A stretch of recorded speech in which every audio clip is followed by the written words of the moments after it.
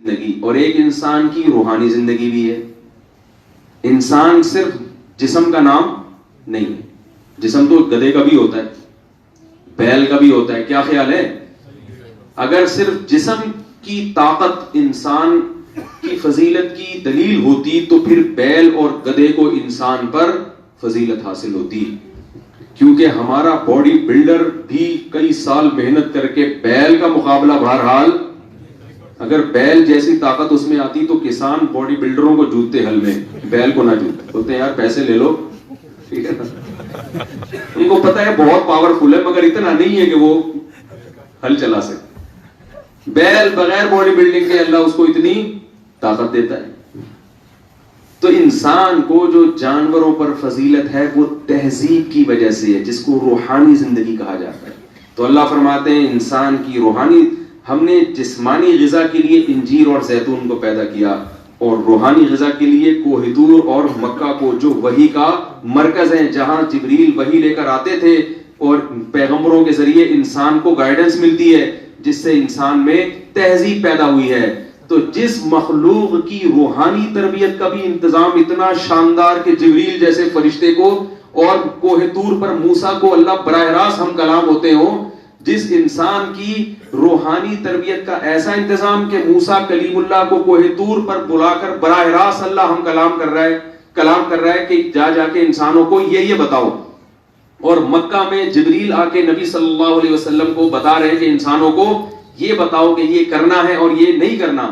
تو جس مخلوق کی روحانی تربیت کا ایسا انتظام اور جسمانی تربیت کے لیے انجیر اور زیتون, یہ چار چیزیں اس بات پر گواہ ہیں, لقد خلقنا الانسان فی احسن تقویم, واقعی انسان کو اس کائنات میں سب سے بہتر بنا کے پیدا کیا گیا, سب سے بہتر مخلوق بنایا گیا. تو میرے بھائی اللہ ہمارے فضائل بیان کر رہے ہیں قرآن میں, یہ سب سے بیسٹ, دی بیسٹ. بیسٹ کے ساتھ دی کا لگنا ضروری ہے نا. یہ کیا ہے؟ The best. تو اتنی بہتر مخلوق ہے.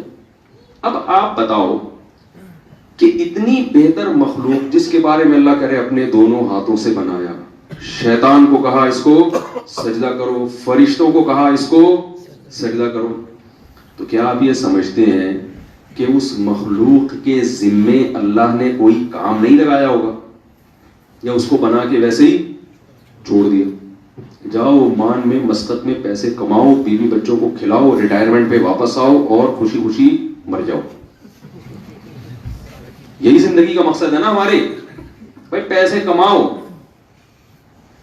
پھر یہیں مر جاؤ یا وہاں جا کے مر جاؤ, اور مرنے کے بعد پھر تمہارے بچے وہی کام کریں, بولے ابا ہمارے وہاں تھے تو چل اب ہم وہاں جاتے ہیں یا کسی اور ملک نکلتے ہیں یا وہیں کا جاب تلاش کرتے ہیں. یہ کام تو کافر بھی کر رہا ہے, یہ تو جو اللہ کو نہیں مانتے, بولو نا بھائی, وہ بھی کر رہے ہیں, تو ہندو بھی کر رہے ہیں, سکھ بھی کر رہے ہیں, انگریز بھی کر رہے ہیں. یہ کون سا تیر مار دیا آپ نے؟ یہ کوئی تیر مارا آپ نے جو, یعنی اگر اسی کام کے لیے اللہ نے پیدا کیا تو اللہ کو اتنا پروٹوکول ہمیں دینے کی کیا ضرورت تھی؟ بلکہ یہ کام تو جانور بھی کر رہے ہیں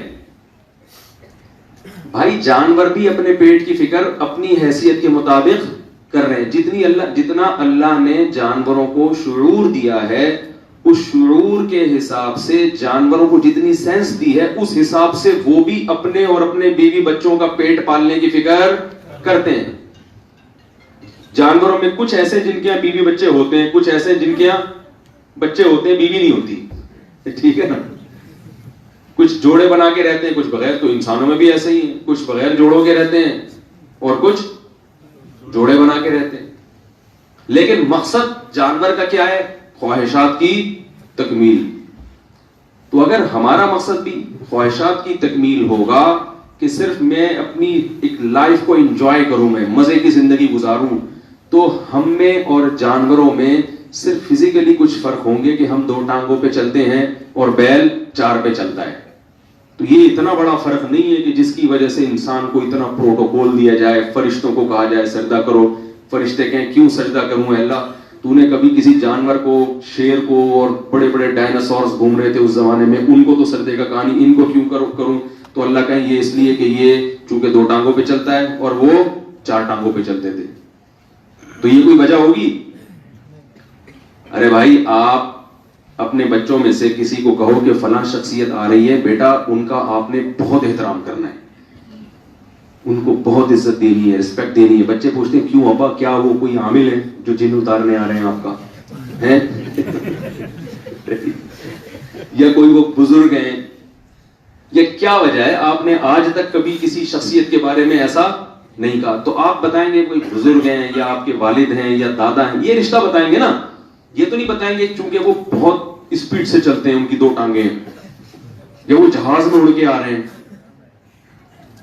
تو یہ چیزیں آپ ہائی لائٹ نہیں کریں گے، کیونکہ ان چیزوں کی وجہ سے انسان قابل عزت نہیں بنتا. ان کی صفات بیان کریں، بیٹا بہت اچھے ہیں، ان کی ملک کے لیے بڑی خدمتیں ہیں، یہی کہیں گے نا انہوں نے انسانیت کی بڑی خدمت کی، یا ان کے پاس نالج بہت ہے اور اس نالج کو وہ اچھے کاموں میں استعمال کر رہے ہیں. ورنہ نالج تو شیطان کے پاس بھی بہت ہے نا.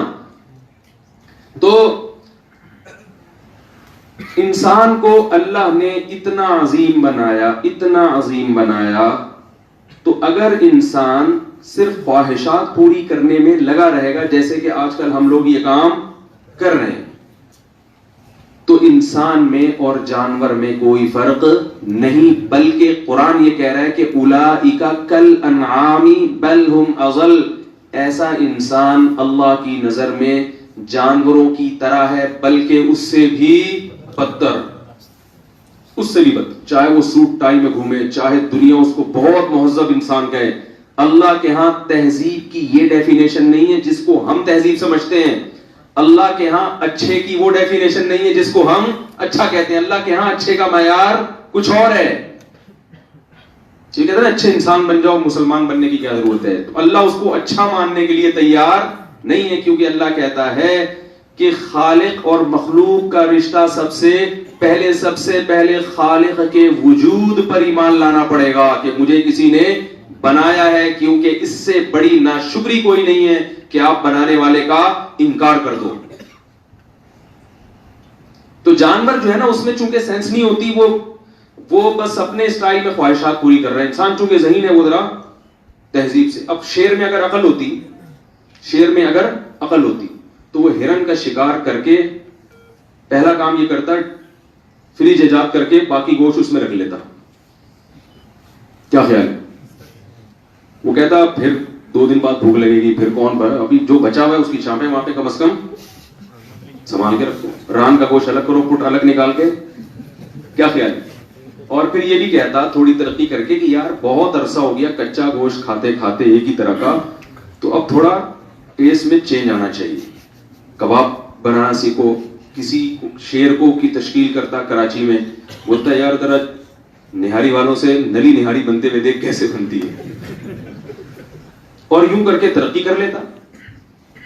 لیکن اس نے ترقی کیوں نہیں کی؟ اس میں اتنی سینس ہے ہی نہیں. ہم میں تھی تو ہم نے ترقی کر لی. مقصد ہمارا بھی خواہشات کو پورا کرنا اور مقصد اس کا بھی خواہشات کو پورا کرنا. تو یہ والی ترقی جس پہ آج ہم ناز کرتے ہیں، یہ ترقی وہ ترقی نہیں ہے جس پہ انسان فخر کر سکے. یہ تو خواہشات کو پورا کرنے کے لیے ہم نے ترقی کی ہے،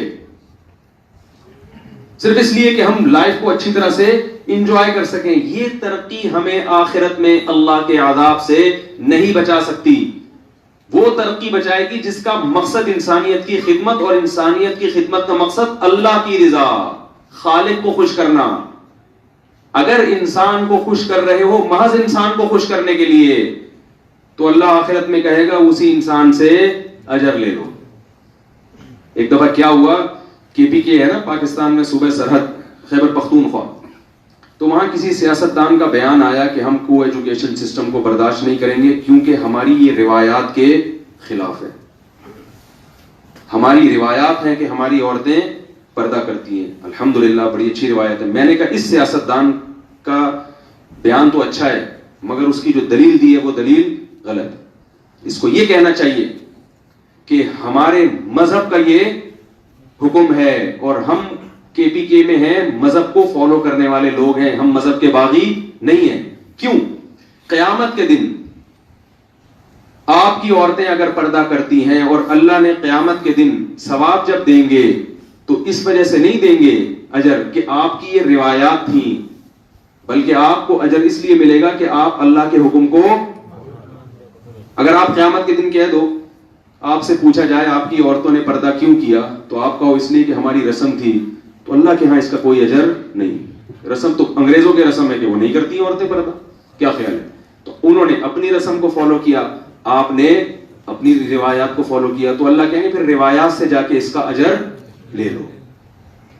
اور اگر جیسے وہاں کے علماء صلحاء کیا کہتے ہیں، ہماری عورتیں پردہ کیوں کرتی ہیں کہ اسلام کا حکم ہے، ان کو اجر ملے گا۔ اللہ کہیں گے تم نے میرے حکم کی وجہ سے اپنی عورتوں کو پردہ کرایا، اجر ملے گا، اپنی روایات کی وجہ سے کرایا تو روایات سے جا کے اجر لے لو، مجھ سے اجر نہیں ملے گا۔ تو بھائی مذہب سے محبت ضروری ہے آخرت کے لیے۔